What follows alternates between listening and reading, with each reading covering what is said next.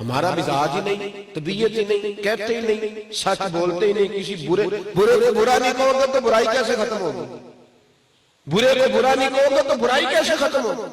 خیال ہی نہیں ہمارا، ہم توجہ ہی نہیں کرتے۔ امام علی مقام کا اسوہ یزید برا تھا تو امام حسین نے ہر مقام پہ برا کہا، کھل کے برا کہا، اس لعنتی کی ہر جگہ۔ اور حد ہے حسین تیرے بھی انتقام کی، لفظ یزید گالی سے بدتر بنا دیا، حد کر دی امام حسین۔ آج لوگ نام تک رکھنے کو تیار نہیں۔ تو پہلی بات حق کے لیے کھڑا ہونا سیکھے۔ ہماری طبیعت نہیں ہے، ہم پریشان ہو جاتے ہیں۔ حق کے لیے کھڑا ہونا۔ یہ بندے ایک اور بہت بڑی ٹینشن لیتے ہیں، کہتے ہیں جی کیا کریں، ادھر بھی قرآن پڑھا جا رہا ہے، ادھر بھی پڑھا جا رہا ہے، ہم کدھر جائیں؟ سارے مسلمانوں کو ایک ہونا چاہیے، سب کو ایک ہونا چاہیے تھا، تو پھر یزید بھی مسلمان کہلاتا تھا۔ امام حسین تو پریشان کوئی نہیں ہوئے کہ ادھر بھی قرآن ہے ادھر بھی قرآن ہے تو میں کدھر جاؤں۔ امام حسین نے سبق دیا ہے کہ قرآن چاہے ساری جانب ہو لیکن پھر بھی تلاش کرنا ہے کہ قرآن پڑھنے والا سچا کون ہے۔ یہ ٹینشن جو آج سب کو لگ گئی ہے کہ سب کو ایک ہونا چاہیے، امام حسین کو کیوں نہیں لگی؟ ہمیں بڑی ٹینشن ہے کہ وہ بھی ایسا کر رہا ہے، یہ بھی ہم کدھر جائیں۔ یہ ٹینشن آپ کو لگی ہے، امام علی مقام کو زیادہ درد تھا امت کا، وہ کیوں نہیں پریشان ہوئے کہ میں کدھر جاؤں۔ اور آخری بات یہ ہے میرے بھائی، یاد رکھیں یہ جو ہم حوصلہ چھوڑ گئے ہیں نا، حوصلہ رہا ہی نہیں لوگوں میں، بالکل حوصلہ نہیں رہا۔ یہ جناب نمبر تھوڑے آئے تو خودکشی کر لی، ابا نے ڈانٹا تو خودکشی کر لی۔ جس چوتھے آدمی کو آپ چھیڑے ہوں کہتے میں بڑا پریشان ہوں، بڑی ٹینشن، چھوڑ گیا ہوں جی میں ایک جنازہ پڑھ لیا گھر میں، اب ختم۔ مجھے بتاؤ جتنی آزمائش کربلا میں آئی ہے دوبارہ کسی پہ آئی ہے؟ آئے گی قیامت تک۔ اتنی بھی آزمائش ہوتی ہے جتنی امام علی مقام پہ آئی۔ پھر اس کے بعد معاذ اللہ ثم معاذ اللہ کو کہہ سکتا ہے کہ جناب سیدہ زینب نفسیاتی مریض ہو گئی، بولے امام زین العابدین کیا بات کرتے ہو صاحب، حوصلے ہمتیں اللہ عطا کرتا ہے۔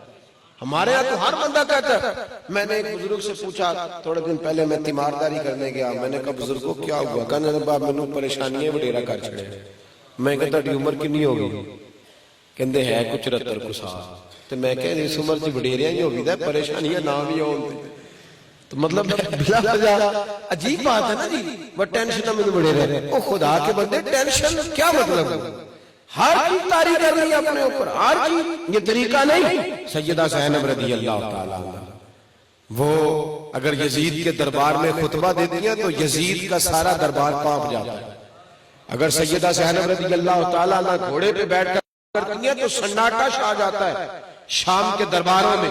اور امام زین العابدین رضی اللہ تعالیٰ عنہ، یہ بعد میں بات ختم نہیں ہوئی، یہ لمبی گئی۔ عبد الملک بن مروان جب خلیفہ بنا تو اس نے امام زین العابدین کو بلایا اپنے دربار میں، کہنے لگا خلیفہ میں ہوں اور دنیا ساری زین العابدین کے ہاتھ چومتی ہے۔ یہ بھی بڑی مصیبت ہوتی ہے، یہ بڑی مصیبت۔ دیکھیں نا یار، کبھی کسی بادشاہ کے آپ نے لوگوں کو ہاتھ چومتے دیکھا ہے؟ بہت بڑے وزیر کے پھولوں کا ہار ڈالتے ہیں پر کوئی دست بوسی، لیکن میری طرح کا کوئی وہ شخص جس کو کبھی دور دور تک امید ہی نہیں کہ کونسلر بھی بنے گا، لوگ آ کے دست بوسیاں کرتے ہیں، ہاتھ چومتے ہیں۔ وجہ کیا ہے کہ لوگوں کا خیال ہوتا ہے کہ شاید کبھی اس کے ہاتھ قرآن کو زیادہ لگتے ہیں، حدیث کو زیادہ لگتے ہیں۔ امام زین العابدین کو کہنے لگا ہاتھ اس کے چومتے ہو، پیر اس کے چومتے ہو، خلیفہ میں ہوں۔ تو عبد الملک بن مروان نے بلایا اور امام کہنے لگا جب زین العابدین کو گھر سے لاؤ نا تو زنجیریں ڈال کے لانا۔ تو امام صاحب کو زنجیریں ڈال کے عبد الملک بن مروان کے پاس جب لایا گیا تو آگے کھڑے ہوئے تو کہنے لگا زین العابدین کے لوگوں کا رش کب ختم ہوگا؟ فرمانے لگے میں کون سا بلانے جاتا ہوں، میں کون سا بلانے جاتا ہوں، خود ہی آتے، تو منع کر دے۔ کہنے لگا یہ زنجیریں میں نے ڈالی ہے تو میں دوبارہ بھی ڈال دوں گا، انہیں منع کرے۔ آپ فرمانے لگے مجھے زنجیروں کی دھمکی نہ دے، یہ میں نے بڑی دیکھی ہوئی، یہ پرانی بات ہوگی۔ کہنے لگا نہیں بار بار چلے گی۔ تو امام صاحب فرمانے لگے میں چاہوں تو بھی ٹوٹ بھی سکتی ہیں۔ ابھی آپ نے اللہ اکبر کہا تو ساری زنجیریں ٹوٹ کے قدموں میں گر گئی۔ تو میرے بھائی یاد رکھیں حق کے لیے وہ لوگ ہمیشہ حوصلے میں رہے۔